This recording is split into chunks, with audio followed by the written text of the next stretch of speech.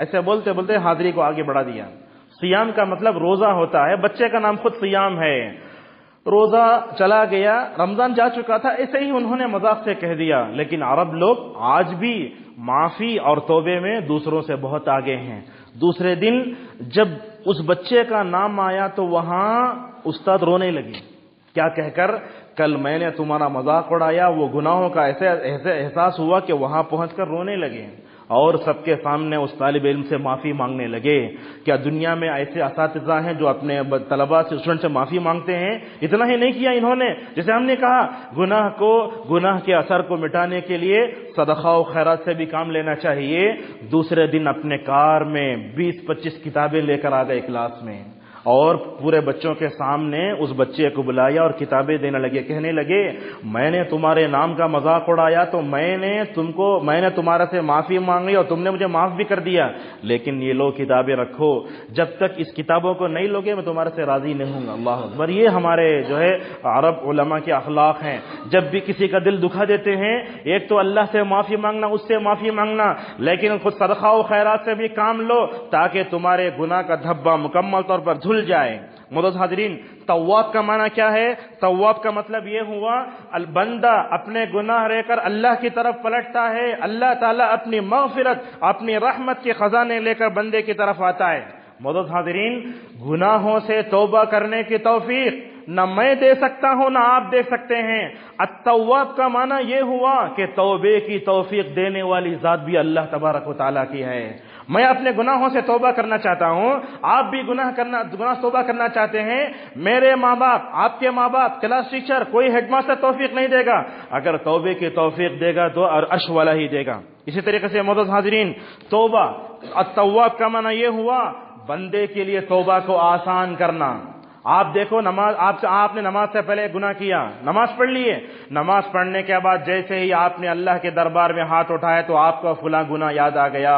آپ توبہ کرنا چاہتے ہیں لیکن توبہ کرنے کے ارادے کے بعد بھی توبہ کی توفیق نہیں ہو رہی۔ کیا مطلب؟ اس کا مطلب یہ ہوا کہ آپ گناہ سے مکمل طور پر پلٹے نہیں، اس گناہ کی محبت اور آپ کے دل میں، میرے دل میں ہے۔ اور اسی طریقے سے معزز حاضرین، التواب کا مطلب یہ ہوا اللہ تبارک و تعالیٰ توبے کے دروازے کھولتا ہے، توبہ اس کے دل میں ڈالتا ہے اور اس کے گناہوں کو مکمل طور پر عمل صالح سے بدل دیتا ہے۔ معزز حاضرین، التواب کا مطلب یہ بھی ہوا توبہ قبول کرنے کے بعد اللہ تبارک و تعالیٰ اس کو عزت دیتا ہے۔ یہ بات یاد رکھو، اگر میں اور آپ اور ہم اگر گناہ کرتے ہیں، سب سے پہلے ہم اللہ کی نظر سے گرتے ہیں۔ میں گناہ کروں، آپ گناہ کریں، تنہائی میں بیٹھ کر کرو، چھپ کر کرو، کہیں بھی گرو، کوئی بھی گناہ کرنے والا چھوٹا گناہ ہی کیوں نہ ہو، گناہ کرنے والا سب سے پہلے اللہ کی نظر سے گر جاتا ہے۔ اور جو اللہ کی نظر سے گرے، دنیا والوں کے پاس اس کی کیا عزت رہے گی؟ ہم بڑے بڑے اسٹیجوں پر بیٹھتے ہیں، شادیوں میں بڑے اچھے اچھے کپڑے پہن کے جاتے ہیں، لیکن ہمارے دلوں کی کیفیت کیا ہے؟ تو لہذا توبہ گناہ کرنے والا سب سے پہلے اللہ کی نظر سے گرتا ہے۔ اور اللہ نے سورہ حج میں فرمایا وَمَن يُهِنِ اللَّهُ فَمَا لَهُ مِن مُكْرِمٍ، اللہ تعالیٰ اگر گناہوں کی وجہ سے اگر اس کو ذلیل کر دے، دنیا کی کوئی طاقت اس کو عزت نہیں دے سکتی۔ لہذا معلوم ہوا گناہ کرنے والا سب سے پہلے اللہ کی نظر سے گرتا ہے، گناہ کرنے والا رسول اکرم صلی اللہ علیہ وسلم کی نظر سے گرتا ہے۔ اور اس کے بعد یاد رکھو، گنہگار بندے کو دنیا بھی پسند نہیں کرے گی۔ نیک انسان ہے، دنیا لپکے گی اس کی طرف، اگر آپ برے ہیں ساری دنیا آپ سے دامن چھڑانے کے لیے بھاگے گی۔ ایک مثال دیتے ہیں، محمد بن محمد المختار الشنقیطی میرے خود استاد ہیں، وہ ہفتے میں ایک مرتبہ درس دینے آتے ہیں مسجد نبوی صلی اللہ علیہ وسلم میں۔ آج کل تو ریاض میں بڑے علماء میں شمار ہوتا ہے ان کا۔ ہم نے دیکھا ہفتے میں ایک مرتبہ درس دینے آتے، صرف 1 گھنٹے کا۔ اس دن تو مدینے کی ساری فلیٹیں فل، اس دن آپ کو ٹکٹ ملے گی نہیں۔ اور جب وہ بیٹھ کر پڑھاتے ہیں تو ان کے سامنے بیٹھنے والوں کی تعداد 4000، 1000 نہیں 4000۔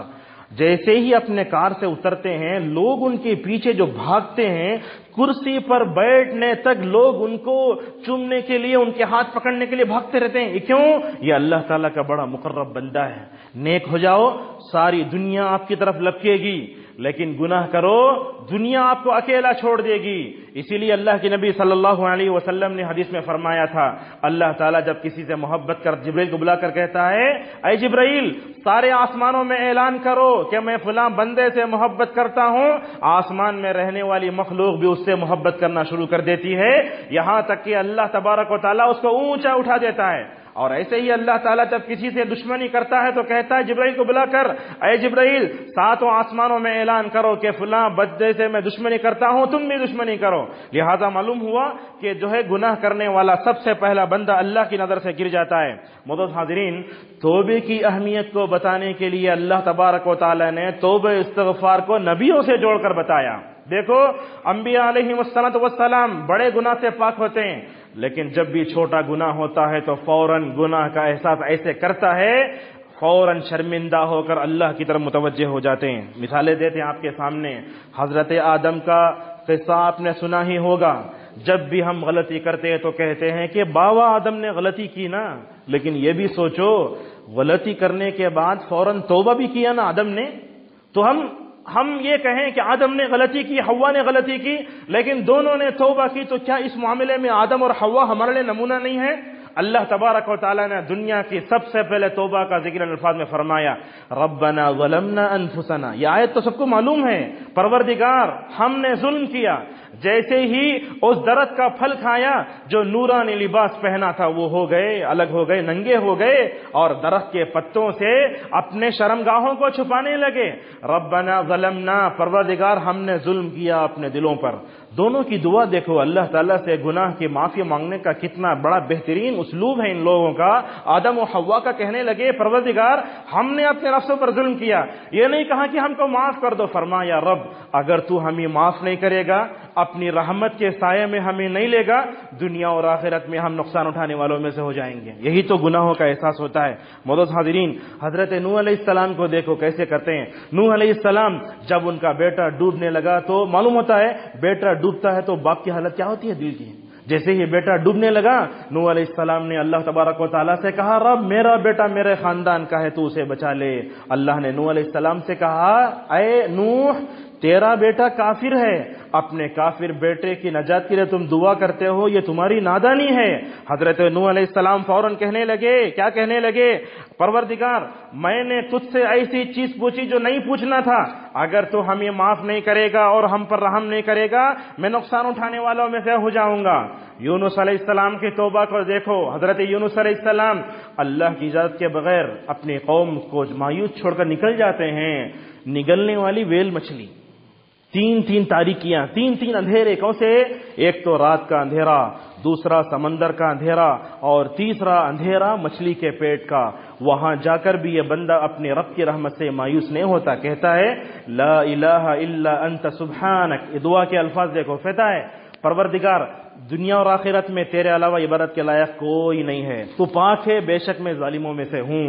تو اس دعا کے بارے میں رسول اکرم صلی اللہ علیہ وسلم نے فرمایا دنیا کا کوئی بھی آدمی ٹینشن میں ہے، دنیا کا کوئی بھی آدمی جو ہے پریشانی مصیبت میں ہے، اگر وہ مچھلی والے یونس کی دعا کو پڑھتا ہے تو اللہ تعالیٰ اس کے غم کو دور کر دیتا ہے۔ آج ہم غم کو دور کرنے کے لیے درگاہوں پہ، آستانوں پہ یہاں آ جاتے ہیں، نیند کی گولی کھاتے ہیں، لا الہ الا انت سبحانک انی کنت من الظالمین نہیں پڑھ سکتے ہم، تو لہٰذا اگر گناہ ہو جائے تو حضرت یونس جیسا توبہ کرنے کی کوشش کرو۔ اسی طریقے سے معزز حاضرین، داؤد علیہ السلام ایک مطلب فیصلہ کر رہے تھے، فیصلہ کرنے کے دوران غلطی ہو گئی، کیا کیا؟ حضرت داؤد نے فوراً رکوع سجدہ کر کے اللہ تبارک و تعالیٰ سے معافی مانگنے لگے۔ گناہوں سے معافی مانگنے کا جو مزہ سجدے کی حالت میں ہے کسی میں نہیں ملے گا۔ ہم اپنا ماتھا اللہ تعالیٰ کے سامنے زمین پر ٹیکتے ہیں، اس ذات کو پکارتے ہیں زمین پر رکھ کے جو ذات عرش کے اوپر مستوی ہے۔ تو داؤد علیہ السلام فوراً جو ہے فخر راکعا واناب، اللہ کی طرف متوجہ ہو کر فوراً اپنے گناہوں کا احساس ہو گیا۔ یہ حضرت موسیٰ علیہ السلام کو دیکھو، یہ قبطی مصری آدمی ہے، اس کو ہلکے سے ٹچ کیا، لیکن انبیاء علیہ السلام طاقتور بہت ہوتے ہیں، اکیلے بڑا بڑا کام کر دیتے ہیں۔ خود رسول اکرم صلی اللہ علیہ وسلم کے بارے میں آیا کہ اللہ کے نبی صلی اللہ علیہ وسلم کو 30 مردوں کی طاقت تھی۔ اللہ اکبر! یہ موسیٰ علیہ السلام کون؟ یہ کنویں کے اوپر جو ڈھکن تھا اکیلے اٹھا دیتے تھے۔ یہ موسیٰ علیہ السلام ایسا ٹچ کیا، مر گیا وہ۔ حضرت موسیٰ علیہ السلام اور کوئی نبی بڑا گناہ نہیں کرتا، اور قتل کرنا بڑا گناہ ہے، فوراً جیسے ہی اس کو مارا اپنے گناہوں کا احساس ہوا، کیا کہنے لگے؟ ھذا من عمل الشیطان، پروردگار میں نے اس آدمی کو ٹچ کیا نا، یہ مرا نا، یہ شیطان کی طرف سے ہوا ہے۔ فوراً کہنے لگے قال رب انی ظلمت نفسی فاغفر لی فغفر له، پروردگار میں نے ایک بیچارے کو ایسے ہی ٹچ کیا تو وہ مر گیا، میں نے اپنے نفس پر ظلم کیا، مکمل طور پر تجھے معاف کر دے۔ اور آگے کہتے ہیں حضرت موسیٰ علیہ السلام قال رب بما انعمت علی فلن اکون ظہیرا للمجرمین، کیا پروردگار تو نے مجھے طاقت دی نا، میں نے اپنے طاقت کا غلط استعمال نہیں کیا، بلکہ میں نے اس کو ایسے ٹچ کیا تو وہ مر گیا، پروردگار تو نے مجھے جو طاقت دی ہے نا اس طاقت کے غلط استعمال سے مجھے بچا لے۔ یہی تو ہوتا ہے۔ حضرت موسیٰ علیہ السلام فوراً جو ہے دعا کرتے ہیں۔ اسی طریقے سے معزز حاضرین، ابراہیم علیہ السلام کے صفات میں قرآن اللہ کا مطلب جیسے ہی گناہ ہوتا ہے فوراً تڑپ کر اللہ تعالیٰ کی طرف فوراً متوجہ ہو جانے والے۔ حضرت ابراہیم علیہ السلام اپنی بیوی سارہ کو لے کر مصر میں جا رہے ہیں، اس کے بادشاہ نے اس کو پکڑ لیا، سارہ کو پکڑ لیا اور ان کے ساتھ برائی کرنے کا ارادہ کر رہا ہے۔ حضرت ابراہیم علیہ السلام یہاں دعا کرتے ہیں کہ رب میری بیوی سارہ اس وقت مصر کے بادشاہ کے ہاتھ میں ہے، تو ہی میری بیوی کی حفاظت فرما۔ حضرت ابراہیم علیہ السلام دعا کر رہے ہیں، وہاں حضرت سارہ دعا کرتی ہیں کہ رب جیسے ہی مصر کا بادشاہ مجھے پکڑنے آئے تو اس کے ہاتھ کو شل کر دے۔ ایسے ہی ہوا، جیسے ہی ابراہیم علیہ السلام کی بیوی سارہ کو پکڑنے کے لیے آگے بڑھا، تین مرتبہ اس نے کوشش کی مگر پکڑ نہیں سکا۔ لہذا کیا معلوم ہوا؟ حضرت ابراہیم بھی اللہ تعالیٰ کے پکڑ سے ڈر کر مکمل طور پر اللہ تبارک و تعالیٰ کے دربار میں گناہ جو توبہ کر لیتے تھے۔ ان سب سے بڑھ کر توبہ کرنے والوں کے سردار جناب محمد رسول اللہ صلی اللہ علیہ وسلم، آپ کی زندگی کی سب سے بڑی خاصیت یہ آپ کے اگلے پچھلے سارے گناہ معاف کر دیے گئے۔ اگر اللہ کے نبی اپنی زندگی میں ایک عبادت بھی نہ کرتے جنت میں چلے جاتے، لیکن نبی کریم صلی اللہ علیہ وسلم کے اگلے پچھلے سارے گناہ معاف کر دیے گئے۔ لیکن جب آپ صلی اللہ علیہ وسلم کے انتقال کا وقت قریب آیا، اذا جاء نصر اللہ والفتح، یہ آیت آپ نے سورت کئی مرتبہ سنی ہوگی۔ یہ سورت جیسے ہی اتری حضرت عمر خوش ہو گئے، لیکن ابو بکر رضی اللہ عنہ کا جو صدیق مزاج تھا، ابو بکر فوراً رونے لگے۔ دیکھو ایک سورت اترتی ہے تو ایک صحابی روتے ہیں، ایک صحابی خوش ہو جاتے ہیں۔ حضرت عمر نے سمجھا اللہ کے نبی صلی اللہ علیہ وسلم آئے تو اللہ آسمان سے مدد آ گئی، دنیا میں اسلام لانے والوں کی طرف بڑھ جائے گی۔ لیکن ابو بکر کیوں روتے ہیں؟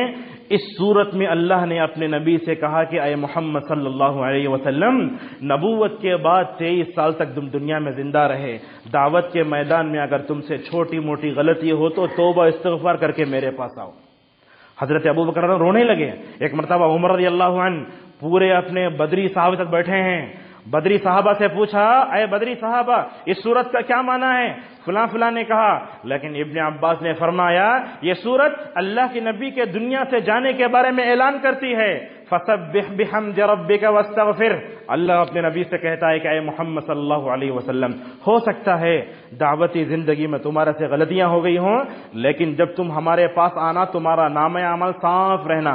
یہ نبی سے صرف خطاب نہیں ہے، نبی کے امت سے بھی خطاب ہے کہ کوئی بھی آدمی پتہ نہیں میری موت کب ہے، آپ کی موت کب ہے، اور موت کے آہنی پنجے انسان کو کب پکڑیں گے نہیں معلوم ہے۔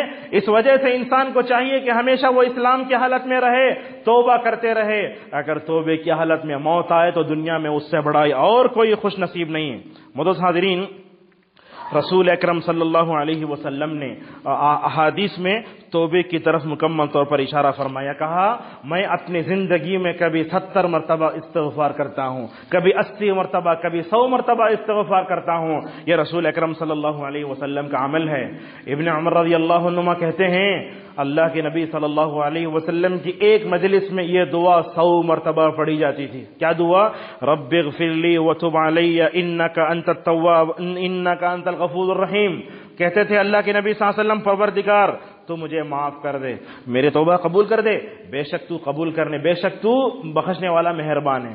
ہماری مجلسوں میں کیا ہوتا ہے، پان شاپ میں اور اس طریقے سے ہم جو ہے چائے کی ہوٹلوں میں، پارکوں میں بیٹھ کر ہم کیا کیا موج مستیاں کرتے ہیں، راستوں میں بیٹھ کر کن کن کی غیبت ہوتی، سب کیا کرتے ہیں۔ یاد رکھو جہاں بھی بیٹھو توبہ استغفار کرتے رہو۔ اگر آپ اپنی گناہ دکان میں بیٹھیں توبہ کرو، दस्तरखान पे बैठे तौबा करो, कहीं भी रहो अल्लाह तबारक व तआला से तौबा करते रहो, कहते रहो अस्तगफिरुल्लाह अस्तगफिरुल्लाह अतूबु इलैहि, परवरदिगार मेरे तौबा कबूल कर ले, ऐसा कहते रहो। मोअज़्ज़ज़ हाज़िरीन, अल्लाह के नबी सल्लल्लाहु अलैहि वसल्लम ने तौबा की तरफ तवज्जो दिलाई तो आप सल्लल्लाहु अलैहि वसल्लम ने क्या फरमाया? दो वाक़यात पेश आए अल्लाह के नबी के ज़माने में। एक माइस गुलाम थे जिन्होंने शादी होने के बाद जिना कर लिया था, ये गामिदी कबीले की एक औरत थी जिनसे जिना सरदद हो गया था। ये दोनों रसूल अकरम सल्लल्लाहु अलैहि वसल्लम के पास आए तो आपने फरमाया, अय सहाबा, तुम दोनों से जिना सरदद हो चुका है, तुम जाकर तौबा इस्तिग़फ़ार करो। वो वाक़या याद करो, हजरत आयशा रज़ी अल्लाहु अन्हा पे नाउज़ुबिल्लाह मुनाफिकीन ने जिना का इल्ज़ाम लगा दिया था। नबी की बीवी पर गंदा होने का इल्ज़ाम, नाउज़ुबिल्लाह, ज़बान से वो अल्फाज़ अदा करते हुए हमें डर होता है। तो हजरत आयशा रज़ी अल्लाहु अन्हा पर बदकारी का इल्ज़ाम लगाया गया। अल्लाह के नबी सल्लल्लाहु अलैहि वसल्लम परेशान, पूरे सहाबा को बुला बुला के पूछते, तुमने मेरी बीवी को कैसे पाया है? परेशान। अब बीवी पे इल्ज़ाम लगाया गया तो शौहर सबसे पूछेगा। 50 दिन तक आसमान से वही रुक गई। कितने दिन? 50 दिन तक आसमान से वही रुक गई।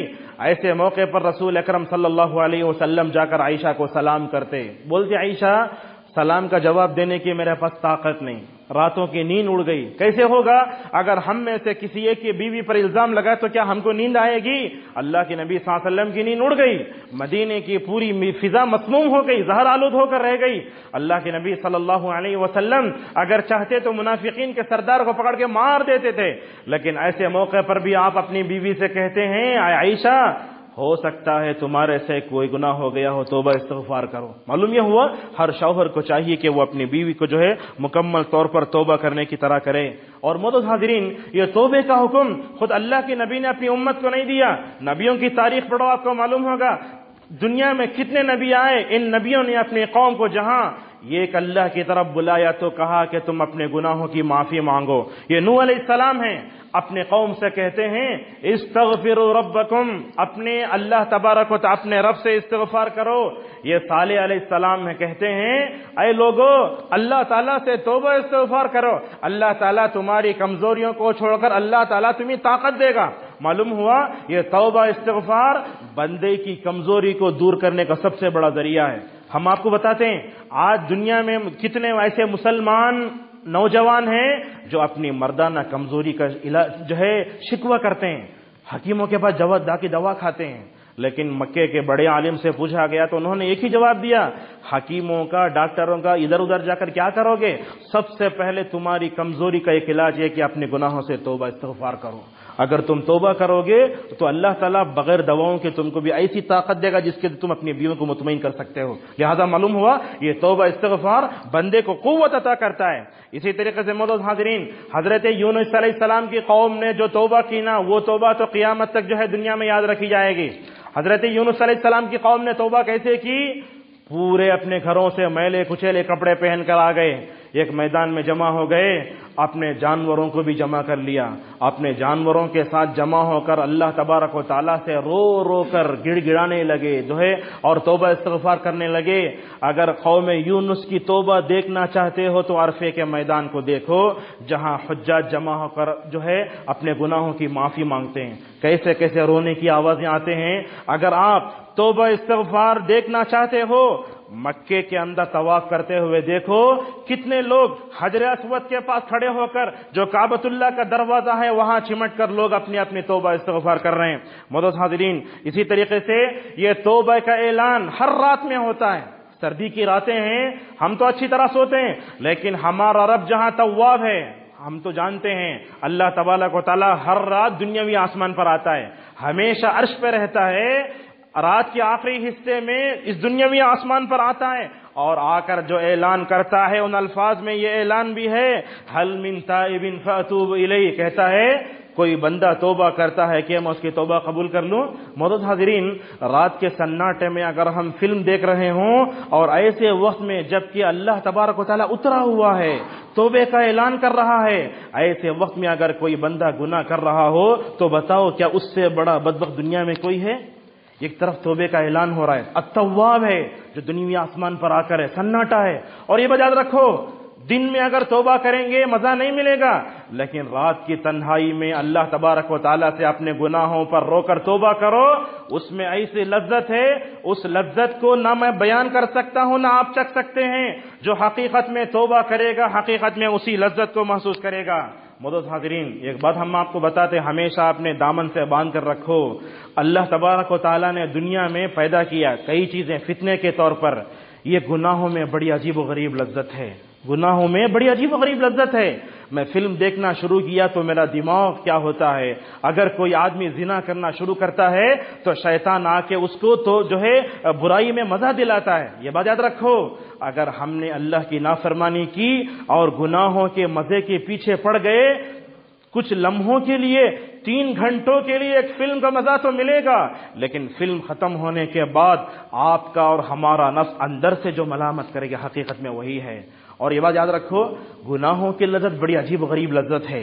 امجد حیدرآبادی اپنے رباعیات میں فرماتے ہیں، ایک انسان گناہ کرتا ہے، گناہوں کی لذت تھوڑی دیر کے لیے ہے، تھوڑی دیر کے لیے ہے، گانے سنے 5 منٹ، فلم دیکھے 3 گھنٹے، لیکن ان گناہوں کے بعد جو حسرت، جو پریشانی، جو دل میں ویرانی آتی ہے، اس کا علاج کیا ہے؟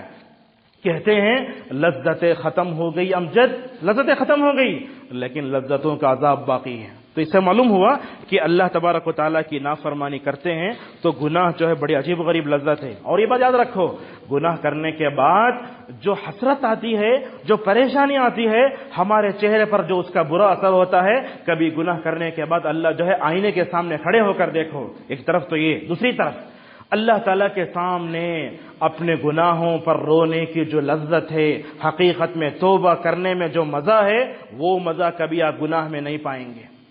آپ دیکھو، صدق دل سے تنہائی میں بیٹھ کر اپنے رب سے رو رو کر دعائیں مانگو، اس رونے میں آپ کو جو مزہ ملے گا وہ گناہوں میں ہرگز نہیں ملے گا۔ اور علماء یہ بھی لکھتے ہیں، اپنے گناہوں پر رونا، توبے میں اللہ نے جو مزہ رکھا ہے، اگر کبھی اپنی زندگی میں توبہ کرتے ہوئے رونا بھی آ جائے، اس رونے کو ایسے ہی ختم مت کرو، اس روتے ہوئے تھوڑا اور آگے بڑھو۔ کیوں؟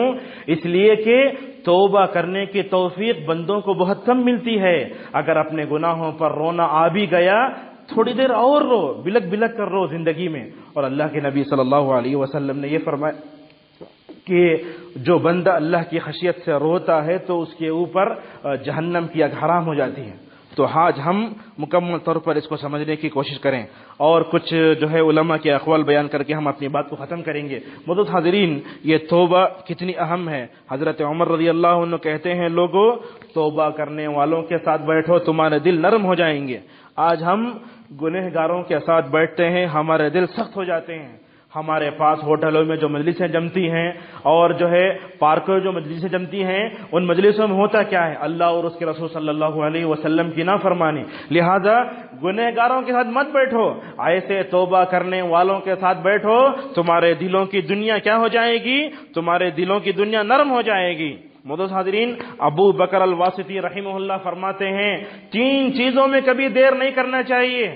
جب انسان کی عمر شادی کی ہو جائے، جب انسان کو اپنی گناہوں پر توبہ کرنے کا وقت آ جائے۔ اب دیکھو، ہم زندہ ہیں، آپ زندہ ہیں، پتہ نہیں کس لمحے ملک الموت آ کر ہماری روح قبض کر لے۔ اگر گناہوں پر توبہ کیے بغیر مر گئے تو اللہ تبارک و تعالیٰ کو کیا چہرہ دکھائیں گے؟ اس لمحے کو یاد کرو، نبی نے فرمایا تھا، بندے کے اللہ تعالیٰ قریب ہوگا، یہاں تک کہ اللہ تبارک و تعالیٰ اپنا مبارک ہاتھ بندے کے کندھے پر رکھے گا، پیچھے سے مارے گا، کہے گا دیکھو بندے تم نے غلطیاں کی نا، تو بندہ کہے گا نہیں، تو اللہ تعالیٰ کیا فرمائے گا؟ میرے پاس رجسٹر پورا لکھا ہوا ہے، دیکھو میں تم کو بتاتا ہوں، تم نے فلاں فلاں گناہ کیا، 60 سالہ زندگی کا پورا ریکارڈ ہمارے سامنے ہوگا۔ اس وقت رب غفور فرمائے گا، اگر میں چاہوں تو سب کے سامنے تم کو تمہارے گناہوں کی وجہ سے ذلیل کر سکتا ہوں، لیکن آج کے دن میں تمہارے گناہوں پر پردہ ڈال کے تم کو جنت کو بھیجتا ہوں۔ لہذا معلوم ہوا، دنیا میں اکیلے آئے، اکیلے جانا ہے، اور اللہ تبارک و تعالیٰ کے سامنے اکیلے کھڑے ہو کر جواب دینا ہے۔ دنیا میں یاد رکھو ایسے ہوتا ہے، مرد جہاں جاتا ہے تو دوست کا ہاتھ پکڑ لیتا ہے، ایک عورت دوسرے سے بات کرتی ہے تو اپنی سہیلی کا ہاتھ پکڑ لیتی ہے، وہاں کسی کا ہاتھ نہیں ملے گا، اللہ تبارک و تعالیٰ کے سامنے اکیلے کھڑے ہو کر جواب دینا پڑے گا۔ اور یاد رکھو، دنیا میں گناہ کرنے کے بعد توبہ نہیں کرنے والا شریعت کی نظر میں ظالم ہے، فرمایا وَمَن لَّمْ يَتُبْ فَأُولَٰئِكَ هُمُ الظَّالِمُونَ، اور اللہ کے نبی نے فرمایا صبح شام کی دعائیں پڑھو، دعا میں اللہم انت ربی لا الہ الا انت سید الاستغفار، اس دعا کے بارے میں اللہ کے نبی نے کیا فرمایا؟ اگر صبح پڑھا مر گیا تو جنت میں جائے گا، اگر شام میں پڑھا اور فوراً مر گیا تو جنت میں جائے گا، اس کو کہتے ہیں سید الاستغفار۔ قتادہ رحمہ اللہ کہتے ہیں، علی رضی اللہ عنہ کہتے ہیں، لوگوں پر تعجب ہوتا ہے مجھے، گناہ کر کے دنیا میں ہلاک ہو جاتے ہیں، اور عبادت رکھو دنیا میں یہ جو بارش ہو رہی ہے ہماری وجہ سے نہیں ہو رہی ہے، اللہ تعالیٰ جانوروں کو بارش دیتا ہے تو ہم ان کے صدقے میں ہم مکمل طور پر بارش سے فائدہ اٹھا لیتے ہیں۔ قتادہ رحمہ اللہ کہا کرتے تھے، کیا کہتے تھے؟ قرآن ہمیں بیماری اور دوا دونوں بتاتا ہے، یہ ہمارے گناہ یہ بیماری ہے، یہ دوا یہ توبہ کرنا اس کے لیے شفا ہے۔ فضیل رحمہ اللہ کہتے ہیں ایک انسان گناہوں پر روتا بھی نہیں، دوبارہ گناہ کرنے کا جو ہے ارادہ بھی نہیں کرتا، بس اپنے دل کو بہلانے کے لیے لوگوں کو جو ہے خوش کرنے کے لیے توبہ کرتا ہے، یہ جھوٹی توبہ ہے۔ معزز حاضرین دیکھو، اگر ہمارے کپڑے پر اگر کوئی دھبا لگ جائے تو ہم واشنگ مشین میں ڈالتے ہیں اس کو، کبھی اس کو لیمو لگاتے ہیں، فلاں لگاتے ہیں تاکہ ہمارے کپڑوں پر کوئی دھبا نہ رہے، مگر ہمارا دامن اگر گناہوں سے ملوث ہو جائے تو اس کو پاک کرنے کی ہمیں جو ہے توفیق نہیں ہوتی۔ نماز کے لیے کھڑے ہوتے تو آپ کیا دعا پڑھتے ہیں؟ کبھی غور کیا آپ نے؟ اللہم نقینی من الخطایا کما ینقی الثوب الابیض من الدنس، بندہ کہتا ہے پروردگار مجھے گناہوں سے ایسے دھل دے جیسے سفید کپڑے کو دھلا جاتا ہے۔ معزز حاضرین لہذا ضرورت ہے کہ رسول اکرم صلی اللہ علیہ وسلم کے ناموں میں ایک نام آیا نبی التوبہ، اور آپ جانتے ہیں یہ توبہ کرنا یہ اس امت کی خصوصیت ہے۔ کیا ہوتا تھا بنی اسرائیل میں؟ اگر وہ لوگ گناہ کرتے، گناہ کرنے کے بعد ان کے پاس توبہ نہیں تھی، گناہ کرنے کے بعد نتیجہ یہ ہوتا اللہ فرماتا تم اپنے آپ کو قتل کر لو، لیکن نبی کریم صلی اللہ علیہ وسلم کی وجہ سے اس امت کے لیے توبے کا دروازہ کھولا گیا، جیسا کہ اللہ کے نبی صلی اللہ علیہ وسلم نے فرمایا۔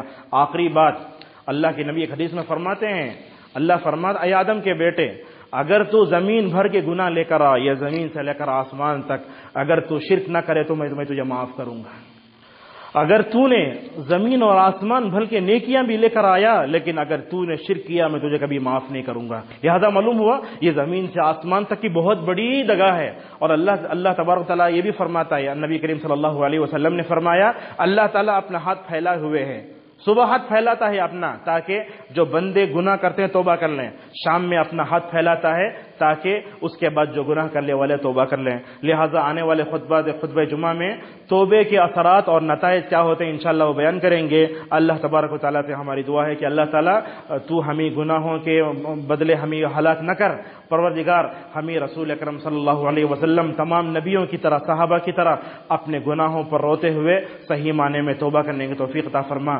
پروردگار مرنے سے پہلے صحیح معنی میں توبہ کرنے کی توفیق نصیب فرما۔ پروردگار ہم میں سے جو گنہگار ہیں ان کو توبے کی توفیق نصیب فرما، اور توبے کا جو حقیقی معنی ہے اس کو سمجھنے کی توفیق عطا فرما۔ وآخر دعوانا الحمدللہ رب العالمین۔